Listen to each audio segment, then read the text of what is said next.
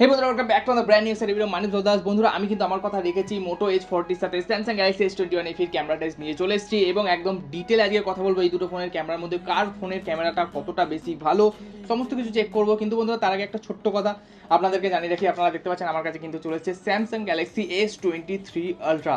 এবং বন্ধুরা, এই ফোনটাকে আমি মাত্র 70,000 টাকা দিয়ে কিনেছি। কিভাবে কিনলাম বন্ধুরা, সেটা যদি আপনারা জানতে চান তাহলে এই ভিডিওটা যেটা আপনার স্ক্রিনে শো করছে, এই ভিডিওটার লিঙ্ক আমি ওপরে আই বাটনে এবং নিচে ডেসক্রিপশানে দিয়ে দেবো। অবশ্যই একবার চেক আউট করে নেবেন। আমি কিনেছি মানে এই নয় যে আপনারা কিনতে পারবেন, আপনারাও কিন্তু কিনতে পারবেন। খুবই ইনফরমেটিভ ভিডিও, একবার অবশ্যই দেখে নেবেন ভিডিওটা।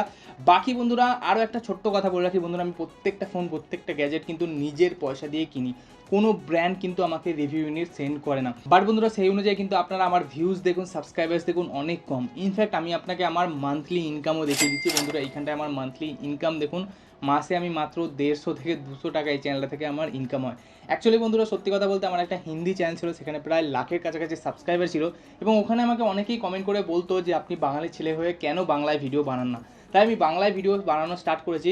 অ্যাকচুয়ালি এই চ্যানেলটা আগে আমি ভিডিও বানাতাম, আপনারা আগেকার ভিডিও দেখবেন, আইফোন 12 মিনি ফিনির আনবক্সিং বগেরা রিভিউ বগেরা করেছিলাম, অসাধারণ রেসপন্স পেয়েছিলাম। তারপরে প্রায় অনেক বছর আমি এই চ্যানেলটাতে ভিডিও বানানো বন্ধ রেখেছিলাম, তাই জন্য আপনারা দেখতে পাচ্ছেন ভিউজ সাবস্ক্রাইবার কিন্তু অনেক কম। এমন তার মানে এই নয় যে আমি ভিডিও বানাতে পারি না। বন্ধুরা, আমাকে একটা চান্স দিয়ে দেখুন। অনেক তো ভিডিও দেখেছেন, আমার ভিডিওগুলো দেখে দেখুন বন্ধুরা। ট্রাস্ট মি, বাংলাতে জেনুইন এবং 100% কোয়ালিটিতে টেকনোলজি রিলেটেড ভিডিও আমি আনবো। এবং আরও একটা কথা বন্ধুরা আপনাদেরকে বলে রাখি, আপনারা জেনে থাকবেন যে বড় বড় ইউটিউবাররা আছে তাদের কিন্তু ব্র্যান্ড প্রমোশন থাকে তাদের ব্র্যান্ডের পেছনে। তাই জন্য যে কোনো ফোনের অথবা গ্যাজেটের যদি আনবক্সিং অথবা রিভিউ দেখেন, তারা কিন্তু সমস্ত কথা খুলে বলতে পারে না। যেমনটি আমি আপনাদেরকে বললাম, আমি কিন্তু প্রত্যেকটা ফোন নিজের পয়সা দিয়ে কিনি, তাই ফোনের ব্যাপারে যে পজিটিভ দিক আছে, যে নেগেটিভ দিক আছে, সেটাও কিন্তু আমি তুলে ধরবো। তো এগুলো একবার ভেবে দেখবেন বন্ধুরা। সাবস্ক্রাইব তো অনেক ফ্রি, প্রচুর মেহনত করছি। আরও 2-4টে ভিডিও দেখুন চ্যানেলে ভিজিট করে। এর আগে আমি অলরেডি মোটো H40 সাথে পিক্সেল 7 ক্যামেরা টেস্ট, এছাড়া আইফোন 13 সাথে স্যামসাং গ্যালাক্সি S21 এফিরও ক্যামেরা টেস্ট করেছিলাম। তো যদি ভিডিওগুলো না দেখে থাকেন, অবশ্যই একবার আমার চ্যানেলে ভিজিট করে আরও 2-4টে ভিডিওস দেখুন, তাহলে তো জানতে পারবেন, বুঝতে পারবেন আমি কেমন কেমন ভিডিও বানাই। তো বন্ধুরা, বাস আমি অনেকে তো হাজার হাজার লাইকের টার্গেট রাখি, আমি জাস্ট 50টা লাইকের টার্গেট রাখলাম, পারলে করে দেবেন বন্ধুরা। তো চলুন ভিডিওটা স্টার্ট করা যাক। তো প্রথমে কথা বলে নিই ক্যামেরা সেটআপের ব্যাপারে। যে মোটো H40 আছে, সেই মোটো H40তে আমরা 50 মেগাপিক্সেলের মেন সেন্সার দেখতে পান এবং তার সাথে সাথে 13 মেগাপিক্সেলের আলট্রা ওয়াইড ক্যামেরা দেখতে পান। কোনো ফালতু ক্যামেরা নেই। এবং আরও একটা কথা, 12 মেগাপিক্সেলের আলট্রা ওয়াইড ক্যামেরাকে টুইক করে আপনারা ম্যাক্রো ফটো ক্লিক করতে পারবেন। এছাড়া বন্ধুরা, যদি আমি কথা বলি স্যামসাং গ্যালাক্সি S21 এফিতে, তাহলে আপনারা মেন সেন্সার 12 মেগাপিক্সেলের, আলট্রা ওয়াইড ক্যামেরা 12 মেগাপিক্সেলের এবং OIS এর সাথে একটা টেলিফোটো লেন্স দেখতে পান 8 মেগাপিক্সেলের, যেটা সচরাচর 30,000 টাকা বাজেটে কিন্তু দেখাই যায় না বন্ধুরা। এবার দুটোরই ফ্রন্ট ক্যামেরাতে আপনারা 32 মেগাপিক্সেলের সেলফি ক্যামেরা দেখতে পান। তো এবার স্টার্ট করা যাক সেলফি ভিডিও দিয়ে। ওকে, তো সবার প্রথম বন্ধুরা কথা বলা যাক সেলফি ভিডিওর ব্যাপারে। এবং সেলফি ভিডিওর ক্ষেত্রে আমি যেটা নোটিস করেছি, 4K 60 FPS এর অপশন আপনারা পেয়ে যান স্যামসাংয়ে, 4K 30 অপশন আপনারা পান মোটোতে। বাকি বন্ধুরা, যে কালার্স বগেরা আছে বলুন, সেটা আপনারা নিচে কমেন্ট করে বলবেন যে কার কালার্স বগেরা ভালো লাগছে। আমার দেখে মোটামুটি স্যামসাংয়ের যে কালার্স অথবা যে স্কিন টোন আছে, সেটা একটু বেশি ভালো লাগছে। একটু বুস্টেড, একটু আই প্লিজিং কালার দেয় স্যামসাং, বাট তা সত্ত্বেও আমার মনে হচ্ছে স্যামসাংয়ের যে কালার্সটা সেটা অনেকটাই ভালো। এছাড়া যে স্টেবিলাইজেশন আছে, সেখানেও কিন্তু ক্লিয়ার উইনার হয়ে যাচ্ছে স্যামসাং। বাকি আমি মাইক্রোফোনও দুটোর মধ্যে শিফট করে দেবো, আপনারা মাইক্রোফোন কোয়ালিটিও দেখবেন কার বেশি ভালো। বাকি স্যামসাংয়ে আরও একটা অ্যাডভান্টেজ রয়েছে, আপনি ফ্রন্ট ক্যামেরায় ভিডিও শ্যুট করতে করতে ব্যাক ক্যামেরা তো ডিরেক্টলি ভিডিও চলা অবস্থাতেই ব্যাক ক্যামেরা করে দিতে পারবেন, ফ্রন্ট ক্যামেরাতেও শ্যুট করতে পারবেন। ওকে বন্ধুরা, তো এবার হচ্ছে ব্যাক ক্যামেরা 4K ভিডিওগ্রাফি। এবং এখানে 4K অপশন তো দুটোতেই পেয়ে যাচ্ছেন, বাট 4K 60 রয়েছে স্যামসাংয়ে, 4K 30 রয়েছে মোটোতে। বাকি বন্ধুরা, যদি আমি কালার্সের কথা বলি, তাহলে আপনারা দেখতে পাচ্ছেন একটু বুস্টেড কালার দেয় স্যামসাং, যেটা অনেকেরই পছন্দ হবে, দেখতেও ভালো লাগছে। ইনফ্যাক্ট বন্ধুরা, যে ডিটেইলিং লেভেল আছে সেটাও কিন্তু আমার স্যামসাংয়ে একটু ভালো লেগেছে কম্পেয়ার টু, দেখতে পাচ্ছেন মোটোতে একদম ন্যাচারাল ফ্ল্যাট লুক।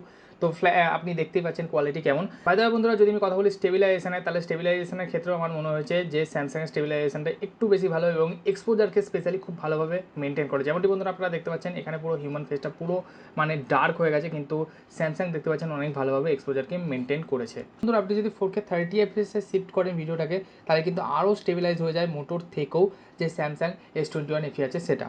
ওকে বন্ধুরা, তো এবার হচ্ছে এটার পোর্ট্রেট ভিডিওগ্রাফি। সবার প্রথম কথা, স্যামসাংয়ের মধ্যে আপনি 1080pতে পোর্ট্রেট ভিডিও রেকর্ড করতে পারবেন, বাট 720p অনলি সাপোর্ট করে মোটো। এছাড়া বন্ধুরা, যদি আমি কথা বলি এইচ রিঅ্যাকশানের, তাহলে এইচ রিঅ্যাকশানটাও আমার স্যামসাংয়ের বেশি ভালো লেগেছে কম্পেয়ার টু মোটো। ওকে বন্ধুরা, তো এবার কথা বলবো ফটোগ্রাফির। কিন্তু তার আগে আপনাদের বলে রাখি কেমন লাগছে ভিডিওটা। জানি বন্ধুরা আপনাদের মধ্যে অনেকেই হয়তো চ্যানেলটাকে সাবস্ক্রাইবও করবেন না এবং ভিডিওটাকে একটা লাইকও করবেন না। তো অবশ্যই বন্ধুরা করে দেবেন, নিজের পয়সা দিয়ে ফোন কিনে। এবং সম্পূর্ণ বাংলা ভাষায় এত ডিটেলে কিন্তু ক্যামেরা টেস্ট কেউ করে না বন্ধুরা।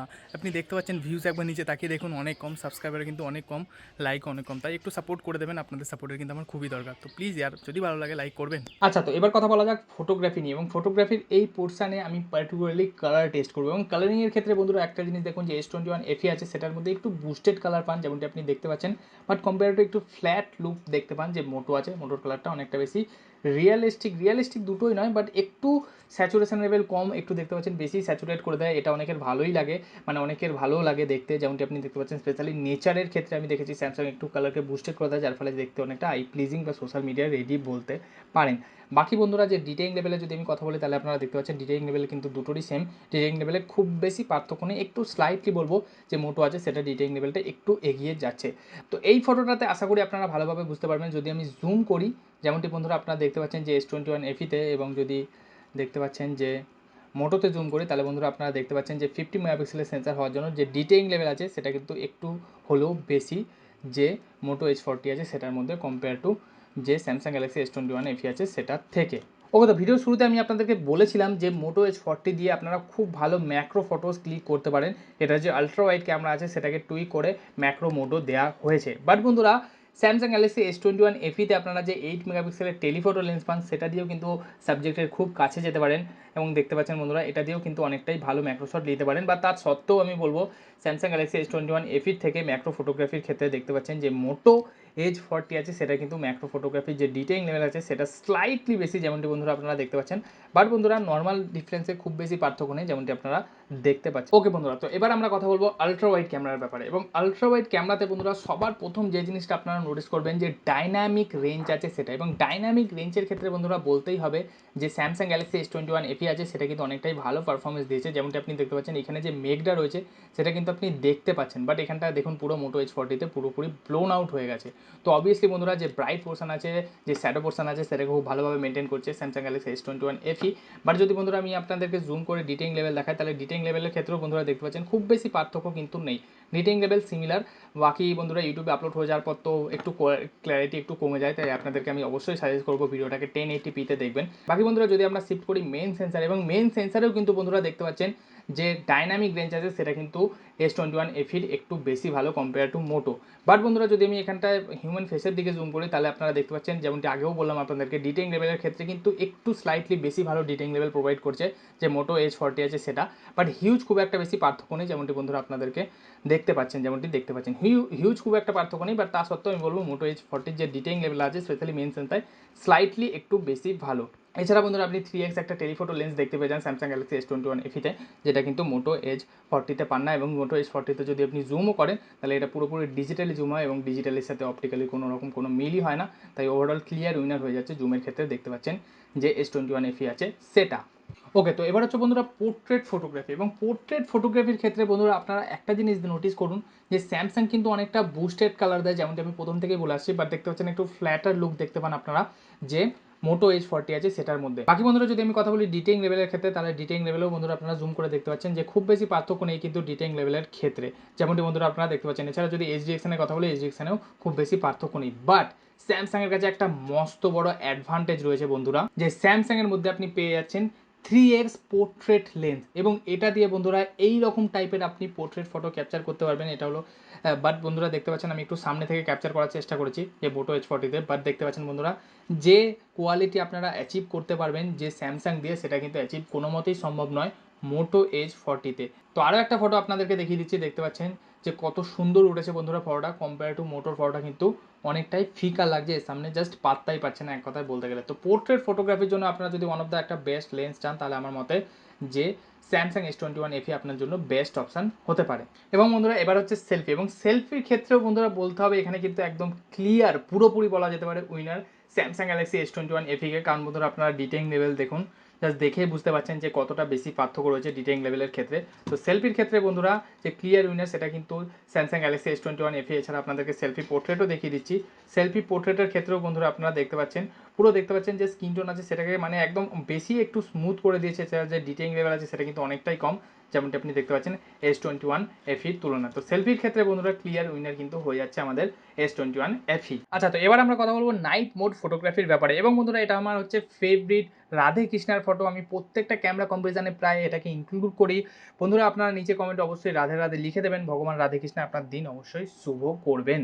বাকি বন্ধুরা যদি আমি কথা বলি এই দুটো ফটোগ্রাফির ব্যাপারে, এটা কিন্তু এক্সট্রিম লো লাইট কন্ডিশন। এবং বন্ধুরা এখানে আপনারা দেখতে পাচ্ছেন যে একটু বেশি ব্রাইট করে দিয়েছে যে S21 FE আছে সেটা, যেমনটি আপনি দেখতে পাচ্ছেন মোটোর তুলনায়। বাট বন্ধুরা আমি যদি আপনাদেরকে জুম করে ডিটেইলিং লেভেল দেখাই তাহলে কিন্তু আবার আপনারা দেখতে পাচ্ছেন যে মোটোর যে ডিটেইলিং লেভেল আছে সেটা কিন্তু স্লাইটলি একটু বেশি।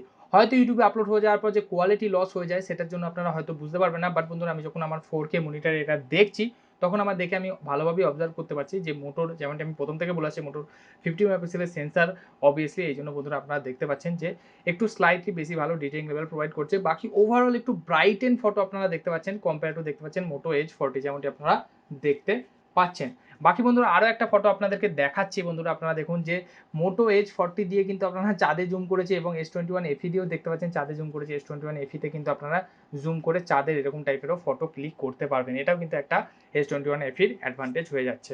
ওকে বন্ধুরা, তো এবার আমি যেটুকুনি নোটিস করলেন আপনারা যে S21 FE কিন্তু মোটো Edge 40 থেকে ক্যামেরা ডিপার্টমেন্টে একটু হলেও এগিয়ে রয়েছে। যদি আমি ওভারঅল ক্যামেরার কথা বলি তাহলে S21 FE কিন্তু একটু হলেও এগিয়ে। এছাড়া S21 FEর সাথে আমি অলরেডি iPhone 13 এর ক্যামেরা টেস্ট কিন্তু করে ফেলেছি, অবশ্যই ওই ভিডিওটা দেখে নেবেন, আশা করি আপনাদের ওই ভিডিওটা বেস্ট লাগবে। এবং বন্ধুরা খুব শীঘ্রই S21 FEর সাথে Pixel 7 এরও আমি ক্যামেরা টেস্ট আসতে চলেছে। Pixel 7 এর ক্যামেরা টেস্টটাও কিন্তু দেখে নেবেন। বাকি আরও একটা লেটেস্ট কথা আপনাদেরকে জানাই যে S23 Ultra আছে সেটার সাথেও iPhone 14 Pro Max এর সাথে আমি ক্যামেরা টেস্ট আনতে চলেছি। কিন্তু বন্ধুরা একটা কথা বলে রাখি, আপনারা হয়তো ইউটিউবে দেখে ফেলেছেন অলরেডি এই টপিকে ভিডিও, বাট S23 Ultraতে কিন্তু খুব শিগগিরই একটা মস্ত বড় আপডেট আসতে চলেছে এবং স্যামসাং ক্লেম করেছে 1.5 জিবির আপডেট দেবে এবং ক্যামেরা ডিপার্টমেন্টে প্রচুর ইমপ্রুভমেন্ট হবে। এই আপডেটটা এখনও আসেনি, বাট জুনের আপডেট আসার কথা হয়তো 3-4 দিন অথবা 5-6 দিনের মধ্যে আসবে। এবং আসলেই বন্ধুরা আমি যে iPhone 14 Pro Max আছে তার সাথে ক্যামেরা টেস্ট নিয়ে আসবো, আপনাদেরকে ক্লিয়ার কাট সাজেশন দেবো। তো অবশ্যই বন্ধুরা এই ভিডিওটা দেখার জন্য আমার চ্যানেলটাকে সাবস্ক্রাইব করে রাখবেন। তো বাস বন্ধুরা আজকে ভিডিওটা এ পর্যন্ত, অনেক বেশি কথা বলে ফেললাম আপনাদের সাথে। যদি ভিডিওটা ভালো লেগে থাকে ভিডিওটিকে একটা লাইক দেবেন, আমার চ্যানেলে নতুন হয়ে থাকলে প্লিজ চ্যানেলটাকে সাবস্ক্রাইব করুন, আপনাদের সাপোর্টের কিন্তু আমার খুবই দরকার। তো বাস আজকে ভিডিওটা এ পর্যন্ত, আমার ভিডিওতে পুরো শেষ অবধি সাথ দেওয়ার জন্য অসংখ্য ধন্যবাদ। Bye bye. চলে গেলে যেতে দেব না, না না যেতে দেব না, তোমায় ঋতু ঝাড়ে রাখবো, ছেড়ে দেব।